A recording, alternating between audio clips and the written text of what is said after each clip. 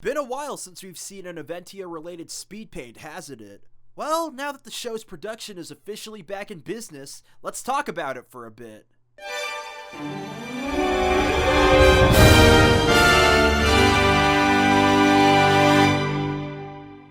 Hey Aventians! First of all, I think I'm gonna try making these Speedpaint videos a consistent series. Maybe once a month I'll talk about production things as I draw Aventia stuff. I'm not sure if I can do it consistently, so don't quote me on it. Anyways, recently, as you may have seen, I've been pushing some Aventia-related content, such as some random animation, a clip from episode 5, which I'm aiming to release in early 2026, as well as revealing Hanako's new voice actor. I'm also casting a new Dark Dawn voice as of the time of this video, so I'm getting quite a few things done. So first of all, let's talk about a few behind the scenes things. What was up with the big Aventia pause after episode 4? I probably addressed this in a prior video, but I'm gonna say it again, since it probably wasn't an Aventia focused one, so maybe core Aventia watchers didn't watch it or something. Basically, I made the decision to focus on my schoolwork, and Aventia was too big of an undertaking to work on at the time. So I decided it would be best for me as a person to just pause it for a little bit while I did some other things I wanted to do. I've done said other things for a bit, and it certainly was nice to not have to worry about how much progress I'm gonna get done on the current episode for some time. But I think I was stressing out a little too hard over Aventia, you know? I was treating it like it was a make or break type deal when honestly, it's something that I just deserve to be working on at a chill pace, you know? Now, as some of you may have seen, this likely also had to contribute to some of the recastings I've done for the characters. Since there was no Aventia content being created, there was nothing new being recorded, and some things had come up with the previous voice actors that had to have them step away from the roles, with one of them completely retiring from voice acting as a whole and basically vanishing off the internet. Wherever they are, I hope they're doing well. But while actual production on making episodes did pause for a bit, the writing did not. Before episode 4 released, I already had episode 5 written, although it's been some years since then, so some things did change. Initially, the plot for that episode, as almost all the episodes at this point have, was going to start in that episode and be wrapped up in that episode, as usual. But, you know, as I developed it a bit more, I decided that story is going to be a two-parter spanning from episode 5 to 6. Aside from that, I have up to episode 10 written, though while I may make a few slight changes to them, I'm sitting on those scripts ready to produce them when the time comes. Though, to help me have a consistent schedule, in the past I typically wouldn't work on multiple episodes at the same time, always finishing one before going to the next, but this time I may start that honestly, just so there can be some more consistency, you know.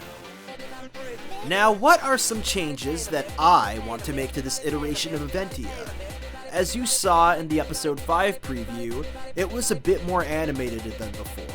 A lot of times in the earlier episodes, there was limited animation, not only due to technical limitations, that's what doing your episodes in something that isn't a real animation software does for you kids, but also, to be frank, I was kinda lazy at the time. Well, after spending some time away from the series, I get motivated again to make it better when I come back to it, so I will try for some better animated scenes. Also, the writing is going to take a bit of a turn. In a nutshell, if Team Realmblast, which is Billy, Ace, and Hanako's team name, which it hasn't been introduced yet in the show, but it will be soon, was playing on easy mode from episode 0 to 4, I'm gonna up the difficulty a bit to not only allow for more aggressive battles, but also for there to be a bit more of a dramatic element to it. Aventia will still have the whimsy and fun that you know it for, but there will be some more serious elements introduced going forward. Also, perhaps villains would be reoccurring more? In the first 4 episodes, with the exception of Nolos the Pirate Captain who appeared in episode 0 and got his revenge in episode 3, it was a different villain every time. With the Ghoulsters, I mean, I do intend for them to appear again considering after getting defeated, they just fled the scene, and if you've been paying attention to some of the side content, I do like to draw Levine a lot, she's my favorite of the team, unlike most villains we've seen.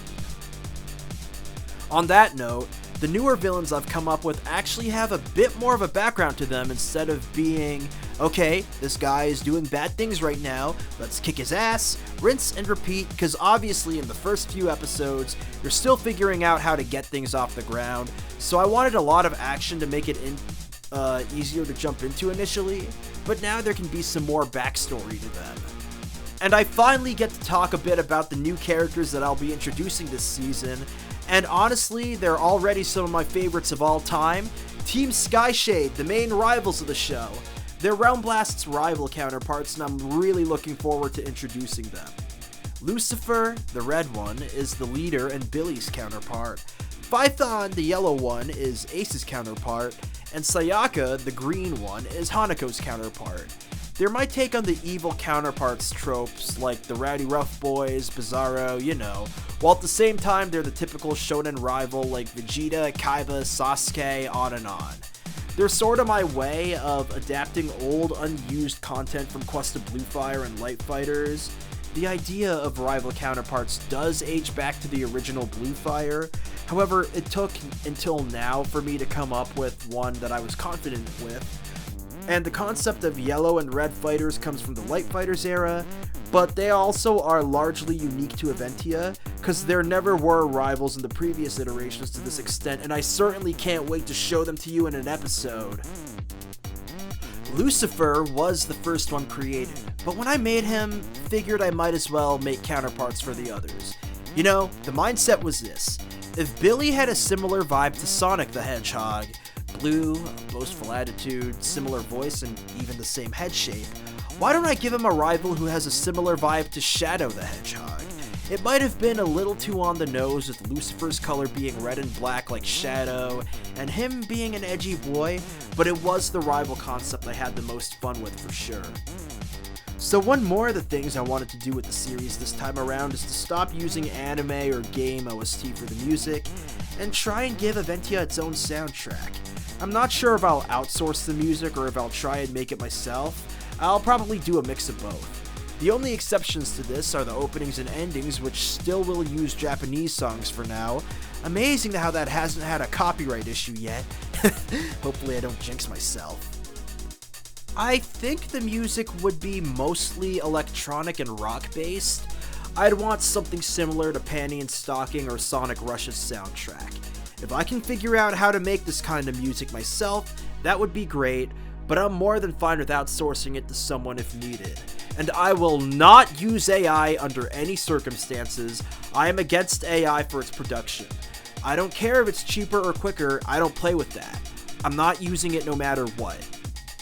So yeah, there's a little update on the Aventia series and its production. I'm excited to bring a whole bunch of new stuff to you soon. If you like this video, make sure you like, comment, and subscribe. Seriously, the ratio of not subscribed to subscribed viewers is quite big, and I'll see you guys next time. Look forward to more Aventia content coming soon.